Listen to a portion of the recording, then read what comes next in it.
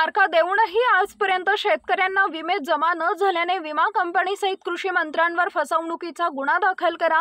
Sambhaji brigade कर्जमाफीचीही केली मुख्यमंत्र्यांकडे निवेदनाद्वारे मागणी. शेतकऱ्यांना पीक विमे व कर्जमाफी मिळावी यासाठी संभाजी ब्रिगेडच्या वतीने दिनांक 4 जुलै 2024 रोजी मेहकर इथं रास्ता रोको आंदोलन करण्यात आले. यावेळी पीक विमा जमा करण्यासाठी कंपनीच्या अधिकाऱ्यांच्या वतीने लेखी आश्वासन देण्यात आले होते. त्यामध्ये दिनांक 30 जुलै पर्यंत खरीप तर 10 ऑगस्ट पर्यंत रब्बीची विमा जमा होतील असं कळवण्यात आले होते. त्यानंतर खुद्द कृषी मंत्री महोदयांनी 31 ऑगस्ट पर्यंत सर्वच विमे जमा होतील असं जाहीर केले. परंतु सर्व तारखा उलटूनही आजवर शेतकरी वर्ग विम्याच्या पैशापासून वंचित आहे.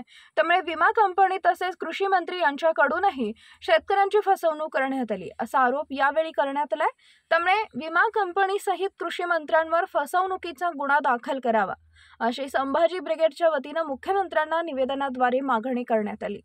त्याचबरोबर मागील वर्षी शेतकरी खरीप व रब्बी दोन्ही हंगामातील पिके त्यांनी गमावल्यामुळे शेतकरी वर्गाचा आर्थिक कणा पार मोडून पडलाय. त्यामुळे शेतकऱ्यांना विना अटी शर्ती संपूर्ण कर्जमाफी देण्यात यावी अशी मागणीही निवेदनाद्वारे करण्यात आली आहे. यावेळी संभाजी ब्रिगेड विभागीय अध्यक्ष गजानन भोयर, जिल्हा कार्याध्यक्ष शेतकरी नेते पांडुरंग पाटील, मेहकर तालुका अध्यक्ष धनंजय बुरकुल, चिखली तालुका अध्यक्ष संजय अंभोरे, कार्यकारी सदस्य गजानन जाधव आदी मंडळी उपस्थित होते. यावेळी अनेक शेतकऱ्यांच्या सह्यांचे निवेदन सादर करण्यात आले. सूर्या मराठी न्यूज साठी सय्यद जहीर, लोणार, बुलढाणा. जय जिजाऊ. आज आम्ही जिल्हाधिकारी कार्यालय बुलढाणा या ठिकाणी आलेलो आहोत आणि शेतकऱ्यांना विम्यासंदर्भात शासनाकडून आणि कंपनीकडून वारंवार केवळ तारखा दिल्या जात आहेत, तारखावर तारखा दिल्या जात आहेत.